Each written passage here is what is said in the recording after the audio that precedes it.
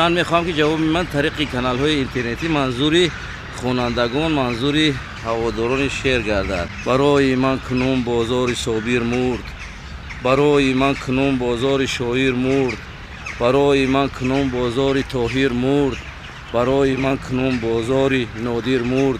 دیگر بازار صابر نیست، دیگر بازار شاعر نیست، دیگر بازار طاهر نیست، دیگر بازار نادر نیست، دیگر بازار کافر شد، دیگر بازار ساحر شد. و نادرپور نو مانند ابلیس فتنه ها دارد و نادرپور نو عصیان تازه با خدا دارد. خدا را او نمیداند، قضا را او نمیداند، جزا را او نمیداند، نمیترسد.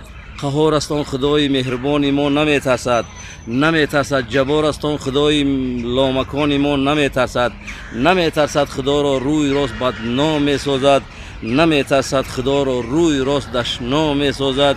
چه جای گله از پیغمبران باشد، چه جای گله از فردوسی و سعدی، چه جای گله از سامانی و سینا، چه جای گله از دارای و قیقوباد، چه جای گله از این سامانی ثانی.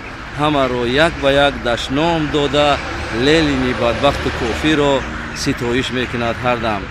عجب پستی، عجب پستی، عجب گمراهی و مستی که از بحر شکم خود را فروشی به خدا گردی.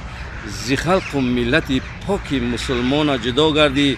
فروشی دین ایمان را، فروشی جان و وجدان را، با زندان جهودان داده این ناموس عرفان را. بکن توبه، بکن توبه، خدای لامکان را یاب.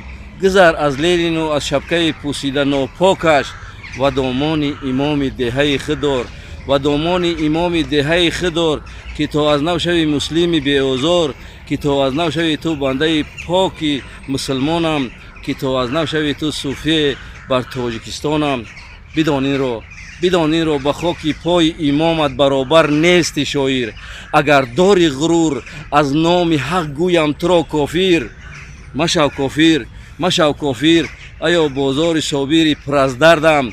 اگر گردی زراحت من از این گفتار میگردم، وگرنه بهر من بازار صابر مرد، وگرنه بهر من بازار شاعر مرد، وگرنه بهر من بازار نادر مرد، وگرنه بهر من بازار طاهر مرد. دیگر بازار صابر نیست، دیگر بازار شاعر نیست. همین بازار صابرپور بشد بازار نادرپور. نمیدانم دیگر بازار نادرپور، نمیدانم دیگر بازار مایکل جکس. برای من همان بازار، همان شاعر که از بحر حقیقت در زمان شوروی میسوخت. برای من همان شاعر، همان دهقان بچه شاعر قبای شعر نو در جامعه دهقانی می پوشید. کافر شد، کافر شد، امریک شد. دیگر او را نمیدانم، دیگر شعرش نمیخوانم. ایا ای تاجیکستان مادر جانم، ایا خلق مسلمانم، بکن آقش، بکن آقش، بکن آقش که هم آقی پدر هم آقی مادر شد. چی میگوید که این بازارک شاعر کافر شد؟ دیگر او بنده پاکی مسلمان نیست و در شریان خونش تخم ایمان نیست. ایا ای تاجیکستان مادر جانم، بدیدی که چسان دلار کند بازی. برای اون نمان در کارم و نیتو، برای او همان لیلی کافر می شود قاضی. چو شیطانی که روز یومدین خواند مریدانش. چه حیرانم از این نادان، چه حیرانم از این نادان که لیلی که کافر هست نبرده ذره ایمان ز فردوسی و ز سامانی و فردوسی، ز رحمان رحیم لامکان بالاش میداند. خودش را بنده ناپاک آن قلاش میخواند. چو یک کافر، چو یک کافر. ایا ای تاجیکستانم دیگر او را مخوان بر خود.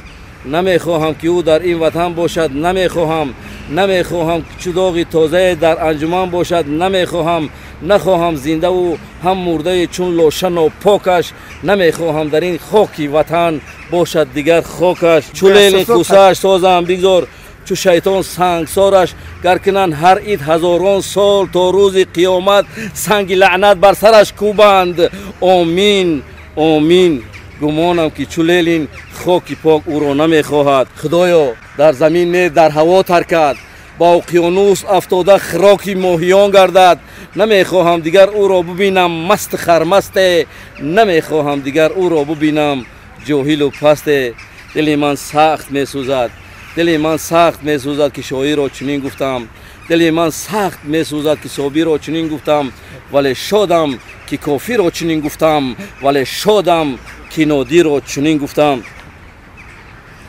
ایا شاعر بکن توبه، بکن توبه، شکن تو گردن شیطان، مزن تو هر کجا سنگ ملامت تاجیکستانم، مکن تهمت چون نامرد دیگر بر دین و ایمانم. بیا و توبه کن در تاجیکستانی پر از خارت، بیا و توبه کن بر خلق خاک کرد بازارت، بیا و توبه کن شاعر، بیا و توبه کن شاعر.